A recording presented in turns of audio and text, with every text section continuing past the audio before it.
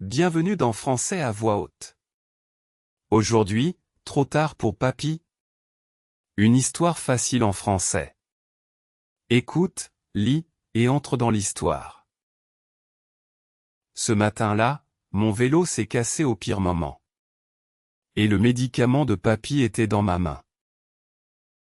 Je m'appelle Louis. J'habite à Montbrun, une petite ville du sud de la France. Les rues sont étroites. Les maisons sont jaunes, roses et blanches, avec des volets bleus. Pour aller quelque part, il faut souvent monter. À Montbrun, même le vent semble monter. J'habite avec maman et ma petite sœur, Elia, dans un appartement au-dessus d'une couturière. Le matin, maman part tôt pour travailler à l'hôtel près de la place. Alors, je prépare parfois le petit déjeuner. Je cherche les chaussettes d'Elia. Je ferme la porte. Je ne suis pas un adulte. Mais certains jours, ma tête est déjà pleine avant l'école. Ce mardi, maman a posé un papier sur la table. Son écriture était rapide. Elle avait écrit « Louis, prends le médicament de papy à la pharmacie après l'école ». En bas du papier, il y avait 3 mots importants, avant le repas. J'ai mis le papier dans ma poche. J'ai dit à Elia, aujourd'hui, je n'oublie pas. À l'école, la matinée a été longue. Le maître parlait des fleuves et des cartes. Moi, je pensais à la pharmacie, à papy, et à la grande rue qui monte. Le maître m'a posé une question simple. J'ai répondu trop tard. 2 garçons ont ri au fond de la classe. J'ai regardé mon cahier sans parler.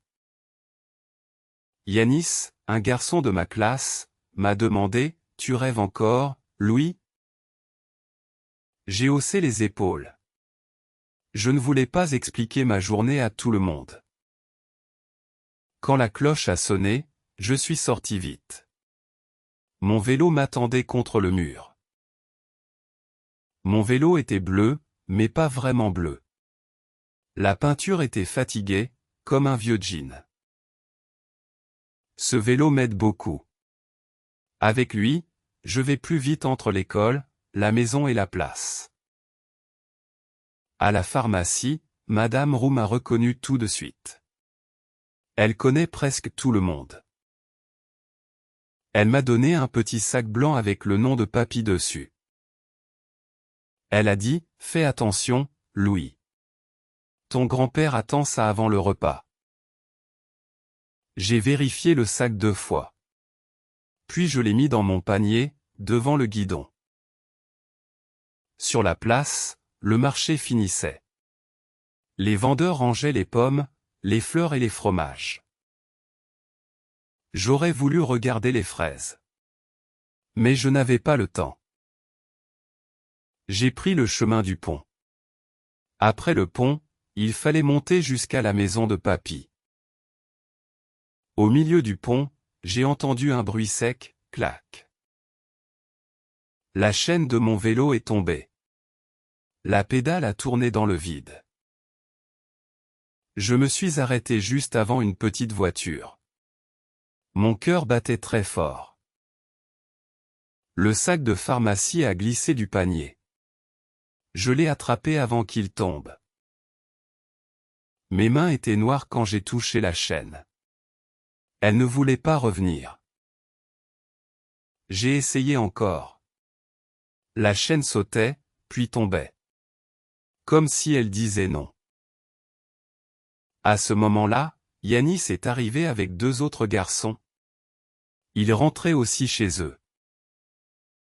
Il a regardé mon vélo, puis le sac blanc. Son sourire a changé. Il a dit, « Tu as besoin d'aide. » J'ai pensé qu'il allait rire. J'ai répondu, « Non, ça va. » Mais ma voix disait le contraire. Yanis n'a pas ri. Il est descendu de son vélo et s'est accroupi près de la roue. Il a regardé la chaîne. Puis il a dit, elle est coincée. Il faut un outil. Au bout du pont, Monsieur Karim rangeait son stand de marché. Il vend des fruits et des olives. Yanis a crié, Monsieur Karim, vous avez une petite pince? Monsieur Karim est venu avec une boîte en métal.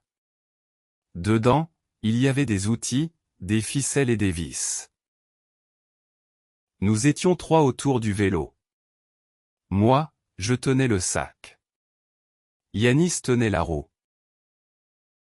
Monsieur Karim a remis la chaîne doucement. Il a parlé au vélo comme à un cheval fatigué. Quand la pédale a tourné normalement, j'ai respiré pour la première fois depuis le pont. Mais Monsieur Karim a montré la colline. Va lentement. Si tu forces, elle tombera encore. J'ai commencé la montée à pied. Je poussais le vélo d'une main et je tenais le sac de l'autre. Yanis est resté avec moi. Les 2 autres garçons sont partis devant. Après un moment, Yanis a demandé, c'est pour qui, le médicament? J'ai dit, pour mon grand-père. Maman travaille. Alors aujourd'hui, c'est moi. Yanis a marché plus lentement. Il a dit, chez moi aussi, parfois, je dois faire des choses grandes. Cette phrase m'a surpris. Je pensais que j'étais seul avec ce genre de journée. Le soleil tapait sur les murs. La colline semblait plus longue que d'habitude. Au dernier virage, ma jambe tremblait. Mais la maison de Papy était là, avec ses volets verts. Papy était devant la porte. Il portait son pull gris et il regardait la rue. Je lui ai donné le petit sac blanc. Il l'a pris avec ses 2 mains. Il a dit, merci, mon grand. Ta mère m'a dit que tu venais. J'ai raconté le vélo, le pont, la chaîne, Monsieur Karim et Yanis. Papy a souri. Une ville, c'est fait pour ça. On ne porte pas tout seul.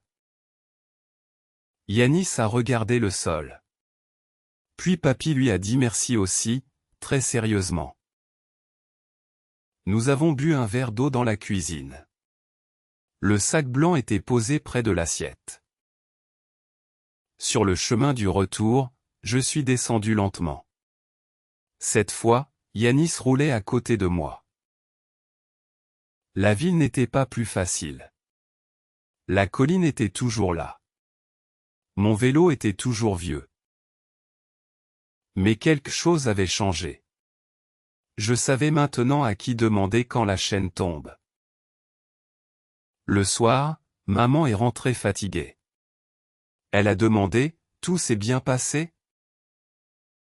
J'ai regardé mes mains encore un peu noires. J'ai répondu, oui. Mais pas tout seul. Le lendemain, Yanis m'a attendu devant l'école. Il avait une petite clé pour mon vélo. Je n'avais pas moins de choses à faire. Mais ma tête semblait un peu plus légère. À Montbrun, les rues montent souvent. Maintenant, je sais qu'une aide peut monter avec moi. Merci d'avoir regardé cette histoire. Abonne-toi pour pratiquer encore le français avec des histoires faciles. À très bientôt.